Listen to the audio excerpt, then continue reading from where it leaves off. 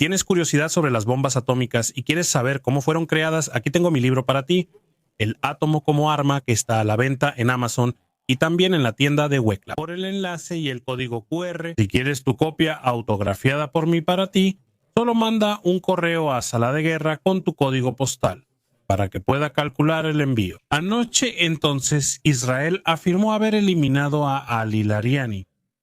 Habría sido víctima de un ataque con misiles realizado por aeronaves israelíes que sobrevolaban la zona de Teherán. Y es una noticia muy importante porque Ali Lariani era el secretario del Consejo Nacional de Defensa. Mira este gráfico, mira este organigrama que te estoy mostrando. Vas a ver que el Consejo de Defensa Nacional está directamente vinculado al líder supremo. Él era el secretario del Consejo, es decir, una especie de presidente. Entonces, la posición de Ali Lariani era muy alta en el organigrama de defensa iraní. Aún no tenemos confirmación iraní sobre la muerte de Ali Lariani, así que por ahora lo trataremos como un asunto no confirmado. Si lo ves después, corrígeme en comentarios. Pero, ¿qué significa realmente esto para la capacidad iraní de seguir combatiendo en esta guerra? ¿Será que esto es un impacto definitivo o en realidad es solo un contratiempo? ¿Es algo que puede ser solucionado por la estructura de defensa de Irán? Bueno, desde el inicio de la guerra vimos una reorganización muy rápida de los mandos iraníes en todos los niveles. Y eso se debe a una estrategia formal de defensa de Irán, llamada Estrategia de Defensa en Mosaico o Mosaico Descentralizado, ¿verdad? Hay varias traducciones. Les explicaré exactamente qué es la estrategia en Mosaico. Es que fue creada por Mohammad Ali Jafari, quien fue comandante de la Guardia Revolucionaria de Irán de 2007 a 2019. Viste ahí 12 años de mando, es un mando bastante largo. Y Ali Jafari. Y las guerras estadounidenses que estaban ocurriendo simultáneamente en Afganistán y en Irak. Y si miras el mapa de Irán, vas a ver que Afganistán e Irak están justamente en los dos extremos del país. Irán limita con Afganistán e Irak. Los norteamericanos estuvieron del otro lado de la frontera más de 20 años. Entonces, Jafari tuvo tiempo más que suficiente para analizar de cerca todo lo que pasó ahí y ahí. Él se dio cuenta de un patrón muy claro, un patrón operacional muy claro. Vio cómo atacaron los estadounidenses y cómo afganos e iraquíes se defendieron. Y especialmente en el caso de Irak, que tenía fuerzas armadas convencionales de gran tamaño, así como Irán también las tiene, Afganistán no tenía ese tipo de contingente militar allí. Al principio la oposición era mucho menor desde siempre, pero Irak tenía una fuerza bastante considerable. Entonces, Jafari se dio cuenta de las similitudes entre Irán e Irak. Y como Irak fue rápidamente destruido, decapitado, él hizo las cuentas y logró llegar a una especie de veredicto. Él entendió que la estructura de poder iraquí era muy piramidal, estaba muy centralizada aquí, en la cabeza de Saddam Hussein. Y una vez que Saddam Hussein fue aislado del poder, su círculo de poder ahí fue aislado y los grandes comandantes fueron retirados de su lugar. La estructura colapsó rápido, como en 2003 y 2004 en Irak. Pero el problema de Irán sería, pues, no, entonces resistir a ese choque inicial e impedir una victoria estadounidense, no ganar la guerra, sino evitar que Estados Unidos gane. Observa cómo esto es diferente. Y Jafari, él no inventó la doctrina de Mosaico, o al menos él no inventó los preceptos de la doctrina de Mosaico. ¿Por qué? Porque ya existe y ya ha sido probada algunas veces, ¿no? Muchas veces, algunas de esas veces con éxito, ¿cierto? ¿Quién realmente puede ser el padre de la doctrina de guerra prolongada, verdad? O descentralizada, que es en lo que se basa el mosaico iraní, ¿verdad? Podemos regresar allá con Mao Zedong en la Guerra Civil China. desde los años 20 hasta 1949. Mao Zedong, él se dio cuenta ahí a principios de los años 30, perdón, al final de los años 20, que él no tenía condiciones de combatir a Chiang Kai-shek, además no tenía condiciones de combatir a los nacionalistas. No tenía tropas ni equipo y vio a su enemigo fuertemente reforzado. Entonces, ¿qué hizo? Hizo una retirada estratégica. Esa es la famosa larga marcha. Mao Zedong partió de una posición privilegiada como guerrillero en el sureste de China y luego movió sus tropas al noreste. En eso perdió a mucha gente, unos millones de seguidores, los perdió en esa marcha y después de eso reestructuró todo. Lo reestructuró de una manera para convertirse en una guerrilla tradicional. Se transformó en una especie de amenaza continua, no exactamente pujante, pero continua, que iba a drenar los recursos. Al final de cuentas, fue auxiliado por eventos externos como la Segunda Guerra Mundial, ¿no es verdad? Recibió mucho apoyo material de los propios estadounidenses durante la guerra, porque él combatía a los japoneses durante la guerra, no a los nacionalistas chinos. Entonces recibió apoyo material de Estados Unidos y eso ayudó bastante en el desenlace. A favor de Mao Zedong, durante la Guerra Civil China, Ho Chi Minh, otro líder revolucionario, utilizó esa misma táctica de descentralización, de guerra asimétrica, de guerrilla, para poder vencer. La fuerza norteamericana y survietnamita mucho mejor armada, ¿verdad? Y con un poder de fuego muy superior al del propio Vietnam del Norte, ¿no? Durante años prolongados de guerra en Vietnam. Los argelinos hicieron eso, ¿no? Contra los franceses, y también los afganos hicieron eso contra los estadounidenses. Entonces vemos que la tesis de guerra descentralizada, prolongada y asimétrica no es nueva, pero fue incorporada por Ali Jafari dentro de la doctrina de mosaico, de defensa en mosaico. El término sí fue acuñado por él, por Irán, nombra la Estrategia Nacional de Defensa, o iraní, ¿verdad? Entonces, los iraníes no pretenden ganar la guerra, pretenden negar la victoria. Como les dije, aumentando el costo político y el costo económico de la guerra para el enemigo. ¿Cómo se aumenta el costo político y el costo económico? ¿Cómo se aumenta el costo político? Al transformar una situación que era clara, ¿no? Era una situación clara de A contra B, de nosotros contra ellos, en una situación que involucra a más personas y actores. Y entonces, el costo político es el costo diplomático de las relaciones de esos otros países con Estados Unidos y también la relación del pueblo estadounidense con su gobierno.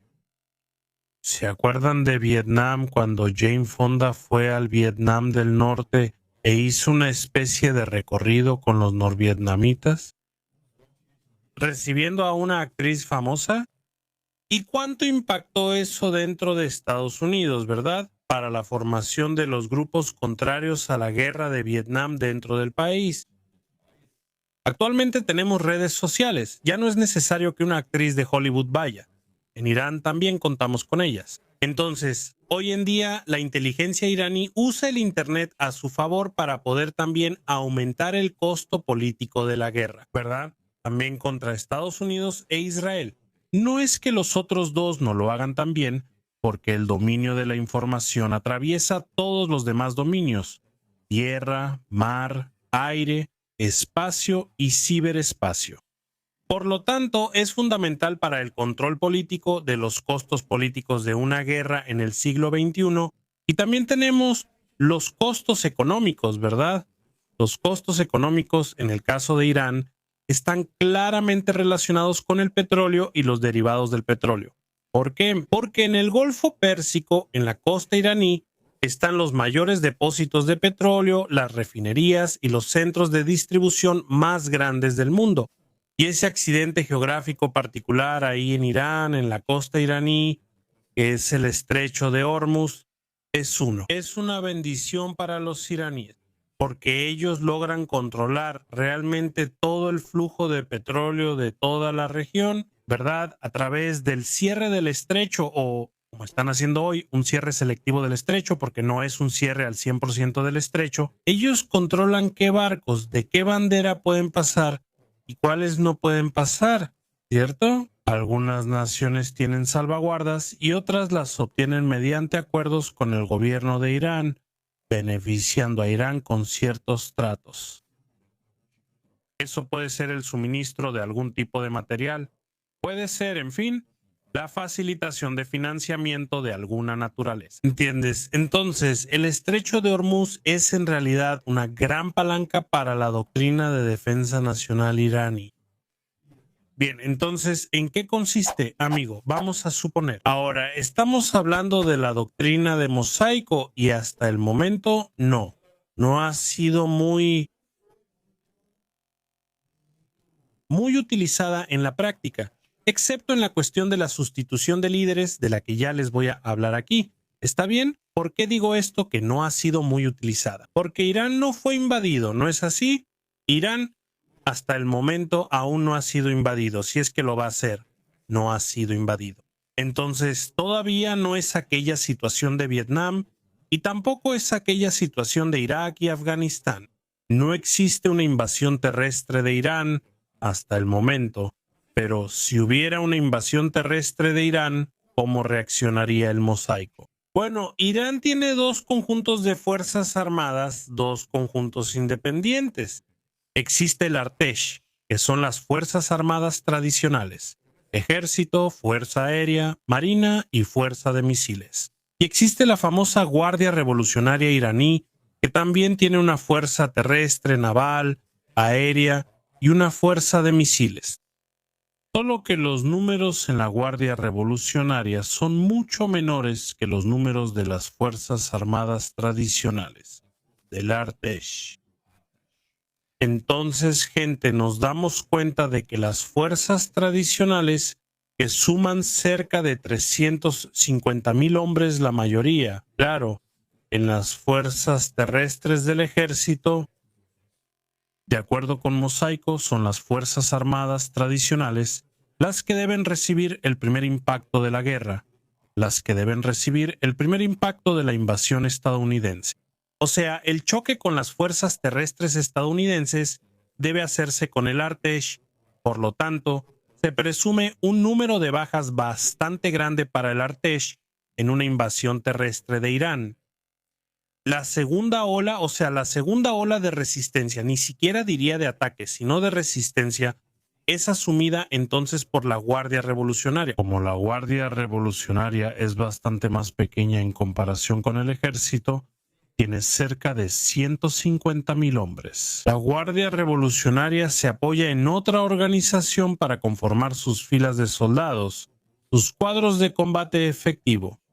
¿Qué organización es esa? Una milicia nacional llamada Basir. Entonces, es esa milicia la que tiene una organización municipal en Irán. Todas las ciudades y pueblos tienen una secretaría de la Basir para hacer reclutamiento y para realizar el entrenamiento militar básico de los nuevos milicianos. Estos nuevos milicianos son entrenados aún en la etapa de la infancia. Los niños ahí de 12, 13 años de edad ya empiezan a recibir entrenamiento militar básico, o sea, manipulación de un fusil, cómo se lanza la granada.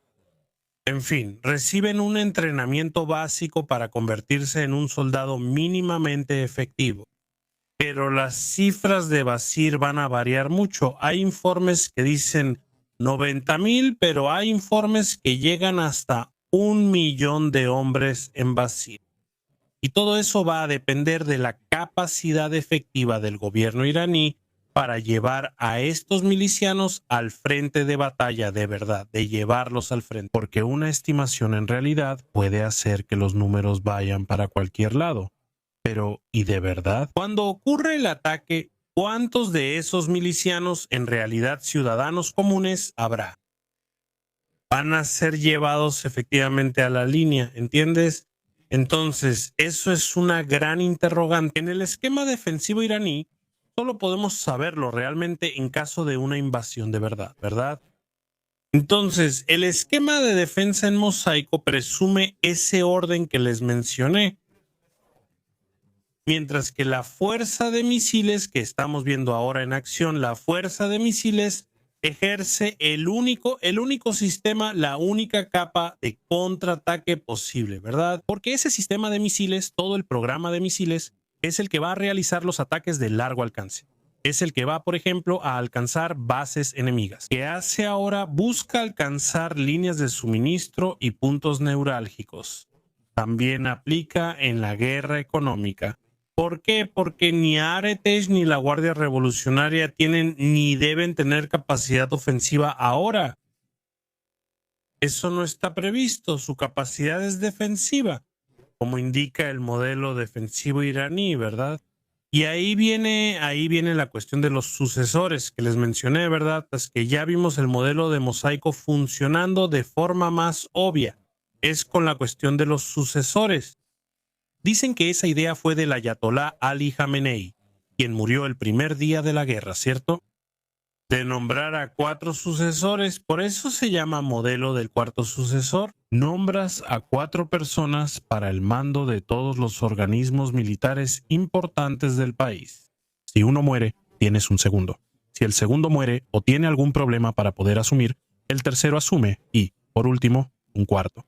Claro que si matas al primero, tendrías que nombrar a otro más, de manera que siempre haya 4 nombrados para el mando de todos los organismos, ¿verdad? Y entonces, amigo, el mosaico se llama mosaico porque Irán tiene 31 regiones administrativas independientes, eso es, esos comandos iraníes, 31 comandos deben actuar de forma independiente. Tienen instrucciones de Teherán, probablemente de los días previos a la guerra, las últimas que los colocan, digamos, los orientan dentro de un conjunto de parámetros, pero fuera de ese conjunto de parámetros, esa autonomía del comandante regional ejercer su trabajo. Él no necesita estar llamando a Teherán para recibir nuevas orientaciones, él ya tiene su conjunto de orientaciones, ¿verdad? Muy bien. El sistema está hecho para ser autosuficiente. Cada uno de esos 31 comandos tiene que ser autosuficiente. Eso es lo que significa autosuficiencia.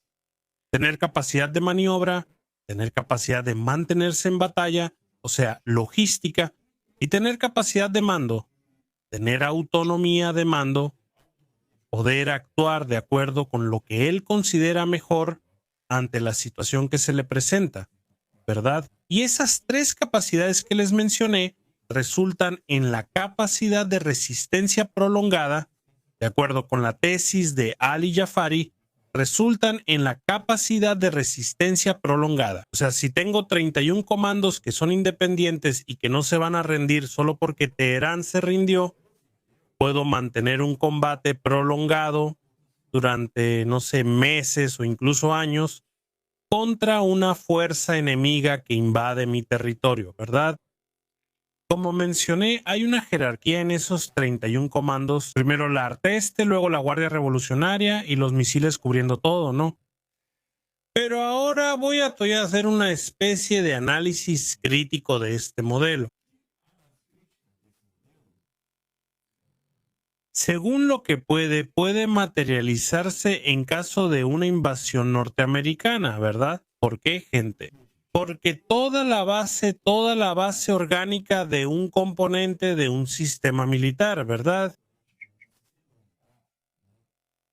Se basa en la unidad de mando, Quien ya estudió administración científica, pues, ¿verdad? ¿Quién ya estudió a Henry Fayol? Díganme aquí.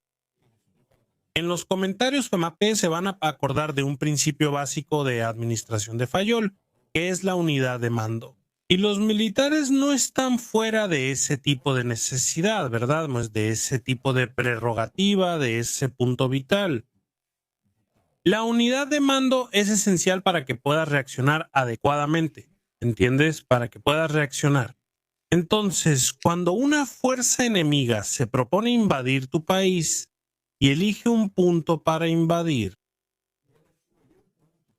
Vamos a mirar el mapa de Irán. Entonces mira el mapa de Irán. Si eliges, por ejemplo, pues el sur del país, ahí cerca del estrecho de Hormuz. Para poder realizar un desembarco anfibio, ¿cuál es realmente tu posibilidad de vencer ese desembarco anfibio, de devolverlo al océano? Si no existe comunicación entre las 31 regiones militares, los 31 comandos. ¿Cuál es la posibilidad de que ese comando costero ahí en Hormuz reciba ayuda, reciba refuerzos de otros comandos si no existe coordinación, si no existe un mando central? ¿Cómo sucedería eso realmente? Una comunicación de emergencia puede coordinar, pero ¿y si no hay comunicación y están aislados? Está bien, después podemos entender que una vez que esta invasión aquí, puedo dar ejemplos de otros lugares ahí de Irán. Sí puedo. Por ejemplo, si los estadounidenses usan territorio iraquí para invadir, como cuando Saddam Hussein invadió en 1980, o incluso usar aquello que vimos la semana pasada, ¿no? De los kurdos por el norte de la frontera iraquí con Irán, que ya está más cerca de Teherán, y una vez que los kurdos estén en el terreno, usas vías logísticas para reforzar a los kurdos en el terreno contra el frente iraní. ¿Cuál es la posibilidad de que los otros comandos se alineen? La Reserva Estratégica Central, existe una Reserva Estratégica Central para ser enviada allá. El segundo punto de esa defensa en mosaico que me gustaría explicarles un poco es la gran dependencia en la milicia, ¿verdad? Y a lo largo de la historia, las milicias tienen una especie de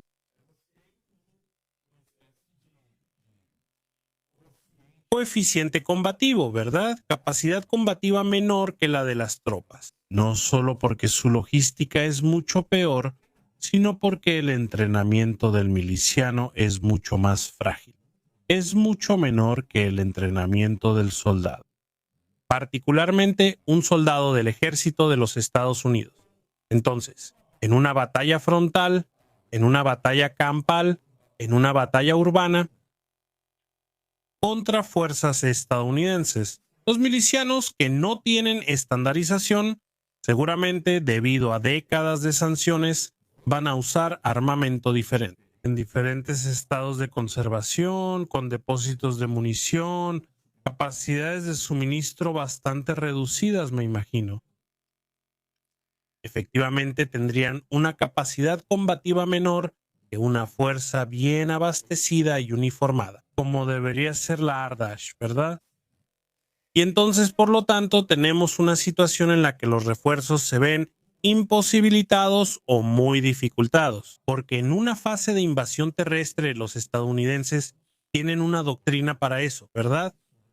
Y ya habrían cumplido la segunda etapa de esa doctrina, que es la interdicción del campo de batalla. El campo de batalla iraní estaría interdicho, la retaguardia de las fuerzas iraníes estaría interdicha, por lo tanto, los suministros serían bastante difíciles de enviar, ¿verdad? Por lo tanto, me imagino que los iraníes hoy en día dependen mucho en depósitos de municiones excavados bajo tierra, ahí en túneles, en depósitos ya preestablecidos, ¿verdad? Preestablecidos y también finitos, por lo tanto, finitos. Y entonces la doctrina de mosaico en última instancia favorece la formación de núcleos de polos de guerrilla. Porque si ellos se basan en puntos de acumulación de municiones, ¿ves, verdad? En pequeños depósitos de munición, esos depósitos de munición consecuentemente no serán todos encontrados y destruidos por las fuerzas invasoras. En un primer momento, entonces, las fuerzas invasoras, en un primer momento, tendrán como objetivo derrocar al gobierno. Y por lo tanto, esos depósitos de munición más pequeños, muy posiblemente que existan, van a volverse. Problemas en la retaguardia con tropas armadas, significa focos de guerrilla en la retaguardia. Entonces, aunque el mosaico no debe ser una solución que vaya a impedir que el ejército invasor derroque al gobierno de Teherán,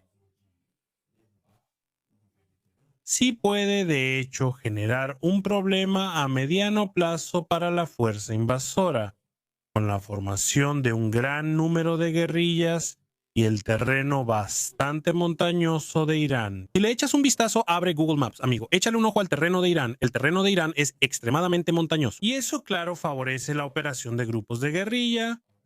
Favorece la operación de grupos de guerrilla en todo el territorio. Esa es la gran pesadilla del Pentágono hoy.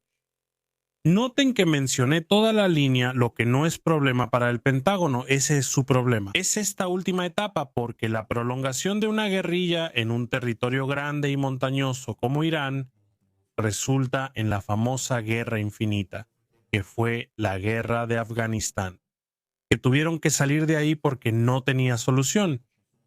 Y salieron de ahí hace 4 años, entonces ya van a buscar una nueva guerra infinita. Siendo que los guerrilleros pueden muy bien cruzar la frontera con Afganistán, rearmarse y volver a Irán. Ese es el gran signo de interrogación para el proceso de decisión estadounidense de hacer una invasión en Irán. Eso veremos desarrollarse en las próximas semanas. Y ahora llegó tu turno de decirme, ¿ya conocías la doctrina del mosaico descentralizado de Irán? ¿Es una novedad para ti? Cuéntanos aquí en los comentarios que quiero saber tu opinión. Si te gustó este video, no olvides compartirlo con tus amigos. También, danos un like. Suscríbete a la Sala de Guerra para que no te pierdas nada más. Yo me despido por aquí. Te agradezco nuevamente por tu audiencia. Un fuerte abrazo de la Sala de Guerra.